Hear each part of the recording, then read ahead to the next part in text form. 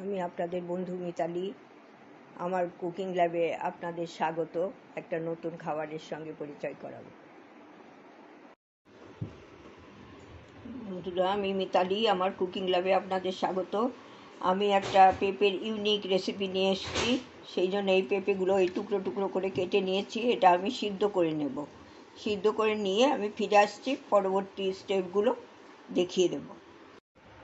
আমি মিতালি, আমার কুকিং ল্যাবে আপনাদের স্বাগত। আশা করি আপনারা সবাই ভালো আছেন। আমি আজকে একটা পেঁপের রেসিপি করব। পেঁপে আপনাদের দেখিয়েছিলাম, পেঁপে সেদ্ধ করে রেখেছি, সেইটা এই যে ব্লেন্ড করে নিয়েছি, মিক্সিতে ব্লেন্ড করে নিয়েছি, আপনারা শিলেও বেটে নিতে পারেন। আর এখানে কাঁচা লঙ্কা, আদা বাটা নিয়েছি, আর যা যা মশলা লাগবে আমি দেখিয়ে দেবো। আর এখানে আমি আর অন্য কিছু ফোড়ন দিচ্ছি না, একবারেই আমি আদাটা দিয়ে দিচ্ছি। আদাটা দিয়ে দিলাম। আর এখানে আমি হলুদ গুঁড়ো দিয়ে দিচ্ছি,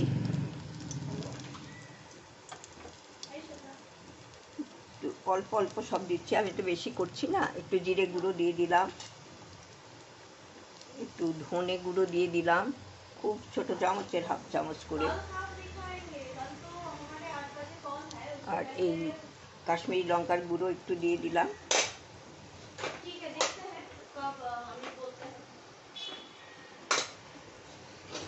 আর এইখানে আমি কাঁচা লঙ্কা দিয়ে দিলাম।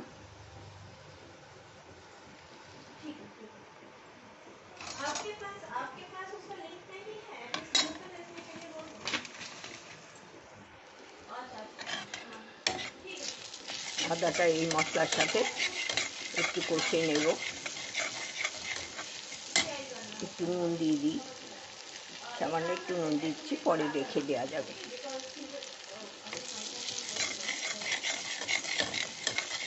এটা একটা নিরামিষ, আপনারা নিরামিষ দিনে এইটা খেতে পারবেন, নিরামিষ। আর এই বাটাটা এবার ওইটা হয়ে গেছে, এই বাটাটা দিয়ে দিচ্ছি। বাটাটা আমি ব্লেন্ড করার সময় একটু পাতলা হয়েছে, না হলে আর একটুখানি ঘন হলে একটু কম হয়, তাহলে শুকিয়ে নিতে হবে।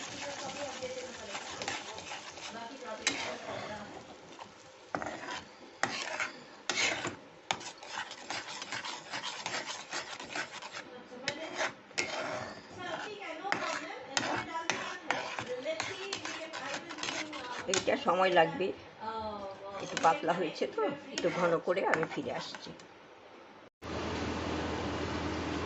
বন্ধুরা, এই যে আমারটা অনেকটাই ঘন হয়েছে, কিন্তু এটা হবে আরও ঘন হয়ে একটু ভর্তা টাইপের হয়ে যাবে।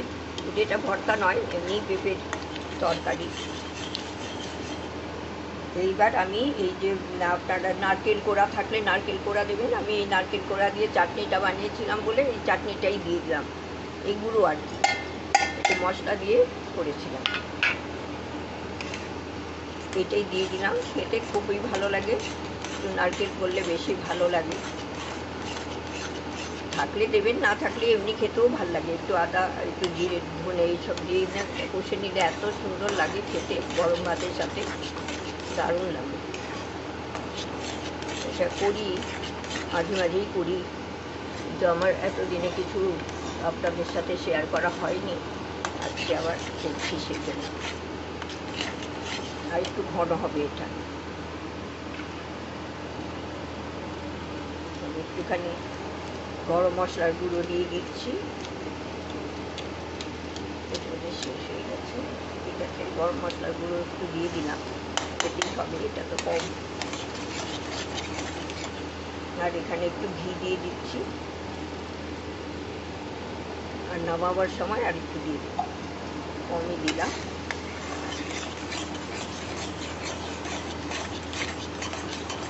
এটা একটু শুকোবে, একটু শুকনো করে আমি ফিরে আসছি, নাহলে ভিডিওটা অনেকটা বড় হয়ে যাচ্ছে।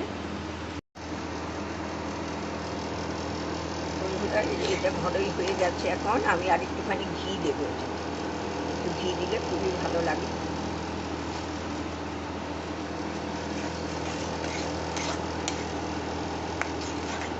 এটা ঠান্ডা হলে আর একটু টেনে যায়।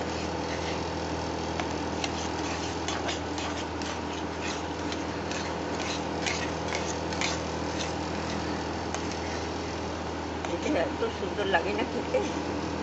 হঠাৎই আমি একদিন পেঁপে ইয়ে করছিলাম তখনই সিদ্ধ করে করলাম নিজের থেকেই, মন থেকেই। আর খেতে খুব ভালো হয়েছিল। তারপরে থেকে আমাদের বাড়িতে এটা হয়ই মাঝে মাঝে। এটা আমি এবার ঢাকা দিয়ে রেখে দেবো। তারপর আমি ফিরে এসেছি, ফিরে এসে আপনার এটা সার্ভ করে দিলাম। পেঁপের তরকারিটা একটু ভর্তা টাইপের, কিন্তু ভর্তা নয়, কিন্তু এটা একদমই ভর্তা নয়, এমনি পেঁপের তরকারি সিদ্ধ করে বেটে নিয়েছি আমি। আপনারা খুব ভালো করে সিদ্ধ করে হাতে চটকে নিলেও হবে। খুবই ভালো লাগে, গরম ভাতের সাথে এত চমৎকার লাগে না, আর মনে হবে না যে অন্য কিছু দিয়ে খাই, এইটা দিয়েই খেতে ইচ্ছে করবে। একদিন করে দেখবেন আপনারা, আশা করি ভালো লাগবে। জানাবেন, সম্পূর্ণ ভিডিওটা দেখবেন, দেখে কেমন লাগে জানাবেন, পাশে থাকবেন, লাইক কমেন্ট শেয়ার করবেন। খুব ভালো থাকবেন, সাবধানে থাকবেন।